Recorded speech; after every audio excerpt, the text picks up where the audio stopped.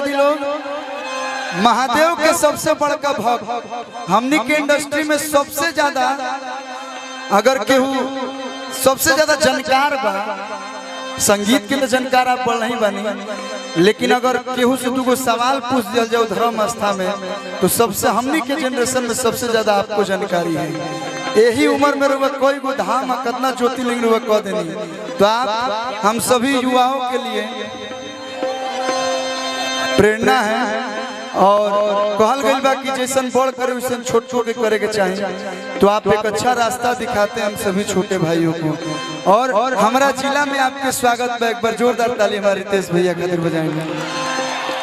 कुछ दिन पहले हम भभुआ में गए रहनी भैया के जिला में, आ देखी बाबा परमेश्वर नाथ जी के कृपा कि आज रहुआ हमनी के जिला में बनी। देखिए हमने हर कलाकार हर जिला के हैं जा, लेकिन आज रहुआ के दरबार में देख के दिल से खुशी होता। सी माइनर दिल लगे तो भैया हम चाहब कि चारों तरफ से दोनों हाथवा उठा के रितेश पांडे भैया खातिर जोरदार ताली बजा के स्वागत कर दिलो। कि नमवे काफी लगावे खातिरा जिला बक्सर के बाग होई रे।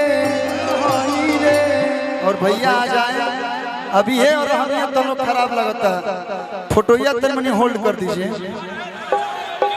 और अब हम चाह कि भैया आ गए, हम कब से गाना गा रहे हैं, अब आप गाइए।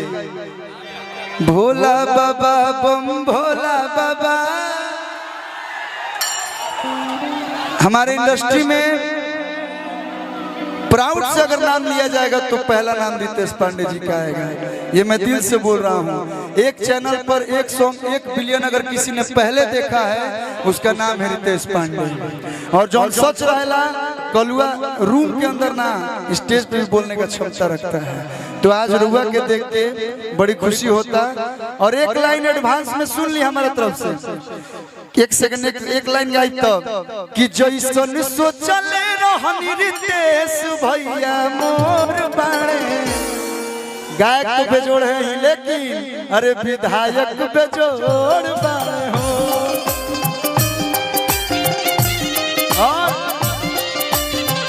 हेलो आपका कलुआ आपके लिए गली गली घूमेगा। सारा भाई लोग का आशीर्वाद रही ना भैया। तो एक बार जोरदार ताली बजा के और प्रेम से बोले बाबा परमेश्वर नाथ की। ओम नमः पार्वती पते हारा। थैंक यू बहुत बहुत आभार। और हम सभी के बीच में भोजपुरी की एक ऐसी सिस्टम बड़े भाई रितेश पांडे जी, मैं चाहता हूं अपू भैया से जो कलाकारों को बड़ी श्रद्धा के साथ इस मंच पर लाकर जो मोहब्बत देते हैं वो आपकी बड़प्पन है। ये बाबा परमेश्वर नाथ की मिट्टी है। और रितेश भैया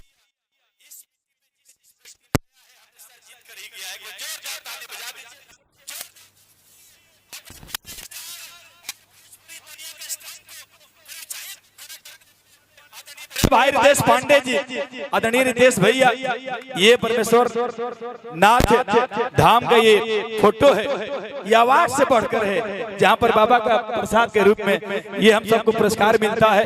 आदरणीय एक जरा सा मंच को खाली कर दीजिएगा। अब मंच को जरा सा खाली कर दीजिए। मैं 2 शब्द बोलकर इसके बाद मैं माइक बड़े भाई को दूंगा।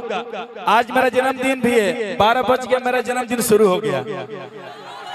लव यू आप सबको, लव यू मेरे भाइयों को, love you, I love you. आई में भजन गावे के चाहिए, हर कलाकार कोशिश करे लेकिन क्या करो बाजता हूँ डांसे वाला गाना, लेकिन हर कलाकार कोशिश कर ले कि अच्छा भजन हमें गाई जाए। वही में कुछ लोग सुने ला प्यार दे अपन फोन से ली दबा बतनी मोबाइल देखो मोबाइल दस सेल्फी बोली न्यू लोग बने भैया हो जाएगा तो बोलिएगा।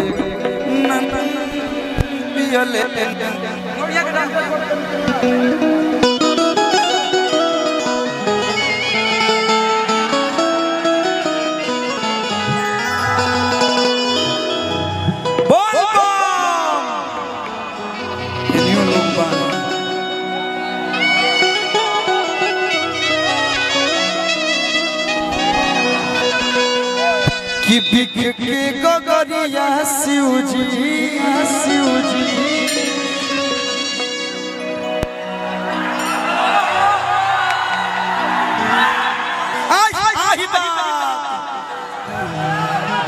ले भी तो बोलोगे बेरा कोनो बात पांडा समाज बोलोले बहुत पैसा भाई लोग 10 गो साउंड है रातिये में खरीदा जी का जी हां लेकिन कुछ ना हो बाबा की कृपा आ तोरी मनी होयो जे दरबार में कितना लोग कितना चढ़ा दे बेला एगो साउंड ना चढ़ा कि बिख के गगरिया शिवजी या शिवजी आ कोन ठेला गवले रमा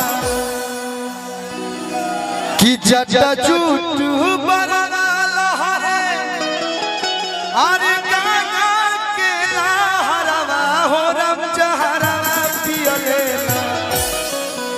जटा झूठ बरना लहरे अरे गाना के लहरवा हो रम जहरवा पियले हो रम जहरवा पियले सोहे चंद्रमा लहरवा हो रम जहरवा पियले सोहे चंद्रमा लहरवा हो रम जहरवा पियले बिख के गगरिया शिवजी कोन खेला गवले रमा कोन खेला सब दुख काटी के अपने अपने ले रमा दुनिया बचवले रमा जटा झूठ बरना लहरे गाना के लहरवा हम जहरा पियले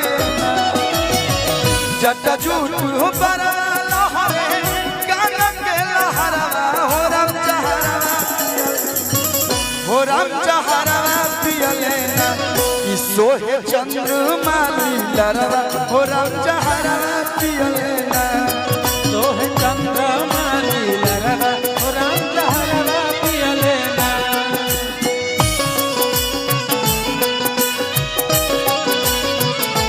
वाह वाह दूर बाबा पवन भइल बा कसुर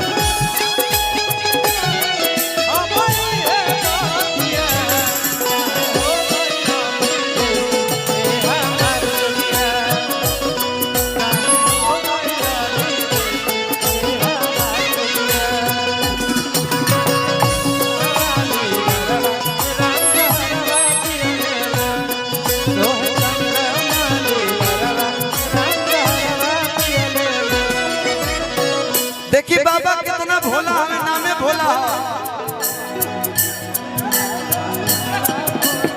ज्यादा खर्चो नहीं के बाबा में खाली जल चढ़ा दी बेल पत्ता चढ़ा दी बाबा खुश हो जाइए देव के हमें दाने के दाने नाथों के नाथ दुनिया जाने ला भोला हमें महतनिया हो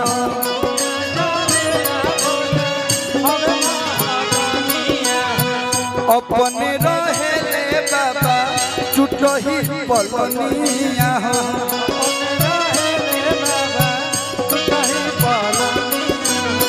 ब्रह्मांड का सबसे बड़ा पंडित ठहरा वो बाबा के भक्त रहे बाबा खुश होके आजकल